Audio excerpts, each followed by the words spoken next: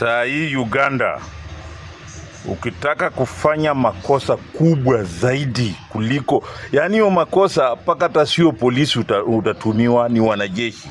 Hebu jaribu campaign. Ukampeni Uganda, hiyo ndio crime kubwa unafanya. Tena unaletewa special force na mpaka vifaru wakushike wewe ama wakupige wakuangamize. Campaign Uganda ndio kitu ambayo inatisha Museveni sana. Hebu angalia hiyo vile wanajeshi wanafanya, raia innocent wanaongea tu, wanapiga campaign, na wakati huu ni wa campaign, election iko karibu. Hebu angalia.